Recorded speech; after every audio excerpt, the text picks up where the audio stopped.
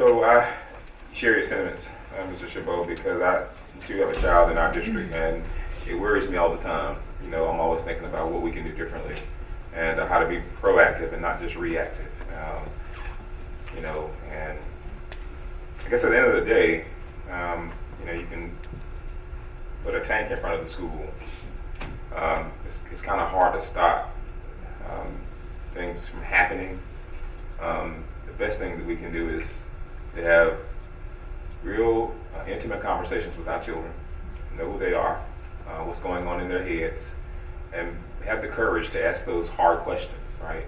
Because that's where the strength comes, I think, is having those conversations. Our kids are fraught with social media, and personally, I think it's you know, it's a barrier because our kids are exposed to so much stuff.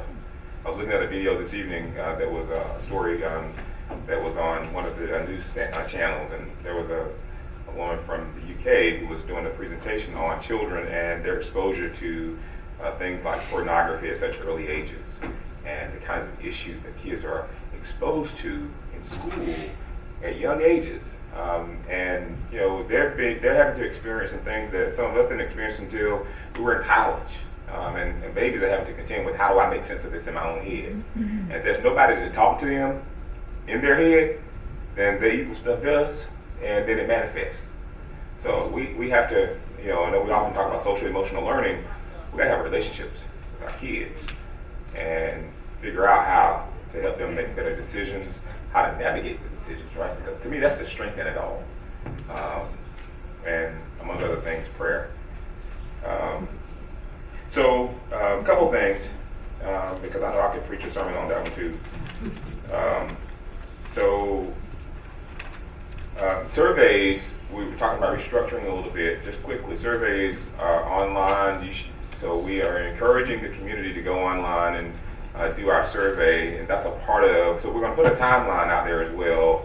Dr. Dadali and Mr. Hampton are working on that. Operations Committee meets every Wednesday, and this is all about the restructuring process. So if you go back to December 4th, when we had that meeting over at McCool Berkeley, and so we have some dates put out there already that will sort of give the community an idea about where we are with the restructuring process. And I think that's really important. What we're going to try to do is to respond to every, as much as we can, to the comments that we hear. And transparency is certainly is important, and communication certainly is important. So please, you can access that, and if you go on our webpage and take that survey. It's just some brief questions to give us a sense of who you are, not personally, but your role, parent, community, employee, and then what you feel about our buildings and those kinds of things. So that's going to be a very important conversation. You'll hear more about that later on this afternoon, or this evening, rather. So spring break is March 19th through 23rd. So I just want to say that now because it's a month out, but it's coming soon. And that's going to be, the whole month of March is going to be really important because it's short in a sense. And then we have April, and then certainly we have testing coming up, and that's a big part of what we do every day is to measure where our kids are, right? So the 2 billion word challenge was put out there, but I say that just to sort of underscore that the more children read, we don't ever want to get away from that. The more they read, the stronger they become. And so we have to keep pushing the value in reading. Not just reading, but reading books that they're interested in and also within their reading range. And so please encourage your children, your relatives, your neighbors, your folks at church. Encourage reading. A couple more things quickly. So we did go to the Legislative Forum on the 13th. And there are a couple of bills that I just want to mention right now, and I'd like for you to pay attention to it, and also have conversations with your representatives. We had an opportunity to talk with Core Faith Walker and Jay Mosley. In fact, Jay Mosley came over, and I met with him the Friday before we went up there, and it was really a great meeting just to be able to talk to him. He has a son at McCool North, and so there are a couple of bills. House Bill 2200 is a Schools of Innovation bill that is making its way through, and I think our Representative Rhodes introduced that. And it really is a way to think about how we can create innovative kinds of schools in our state, right? And so we're all on it already because we started the STEAM school, but we have some other ideas that are emerging with the expansion, right? So expansion in the sense that thinking about restructuring. So we have a lot of opportunities there. But the other one is the charter school bill, and there were a couple of those that were presented. But 2247 is the one that is the most recent one that Mies was talking about, and also 612, which is the $25 million tax credit bill. Let me just say what I think. I was on a panel at WashU last week, and Barb Frazier asked this question. There was 3 superintendents up there, and she was very poignant. She was pushing, really saying, did we support it? And I said, it was hard to respond because parents want choice, but as a public school educator, it's hard for me to support anything that's going to take money away from our schools, right? And because it cripples us in trying to really do the work we need to do for children. And I would encourage everybody to, become familiar with these bills, because if they pass, then it could have a huge effect on our school district, right? The 2247 bill basically says that you have a school that has a 60% APR in the last 3 years. If a school, not the district, school has a 60 or below, then a charter can open within that neighborhood of that school. And we have 9 in our district. And we're working certainly hard to improve our performance, but the impact that would have on our district would be huge. And it would affect not only our district, but our teachers, our students, just even thinking about how that unfolds or could unfold. So I just want to put that in your purview. Same thing with that Bill 612 with the $25 million tax credit bill. If that passes, then those dollars could leave our schools and go to private schools, virtual schools, and that really scares me because they don't have the bricks and mortar costs that we do.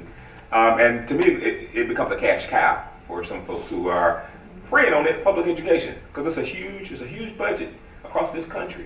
And if you can get those dollars, and there's no guarantee that you're going to educate the children, and it's the kids who are most vulnerable that are the ones that pray, right? So just keep those, and we'll do everything we can to try to keep you updated as well.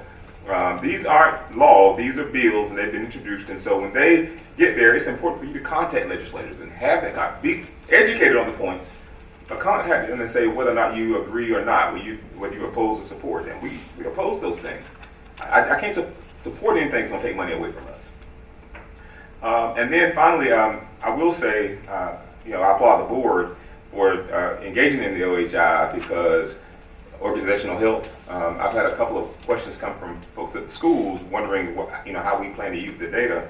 Let me just say publicly that the purpose of organizational health is to improve climate and culture in our schools. That's something I've often heard from teachers and people in our schools about our school morale, right? And I take a personal responsibility to it. So I ask myself the question, if people aren't happy, why not? I feel like that's a part of my responsibility in my role, is how do we make people happier about where they come to work and how they feel about their work. And so you got to sort of tease apart what people are thinking and feeling.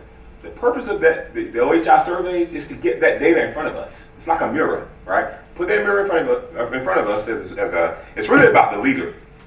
So the board and I did it, and it's really about me and how they see me and I see them, and whether or not we jive, and likewise with the board and the district, and then also the principal in the school and the staff in the school. It's not meant to do anything other than to improve culture. That is what it's for. It's not punitive. We don't plan to put that with any evaluation. It is really about giving us a clear picture of where are we, and how do we really tease apart what people are feeling, so that we can do some things about it, right? Like talking about it is cheap. It's doing the stuff that improves that makes the difference. And so that's what we want to do with OHI. And I wanted to say that publicly because I got enough questions that I want to dispel any myths and put to rest any fears that people may have about that. I could say more, but I think I'll leave it there. And hey, you never know. I may have another baby.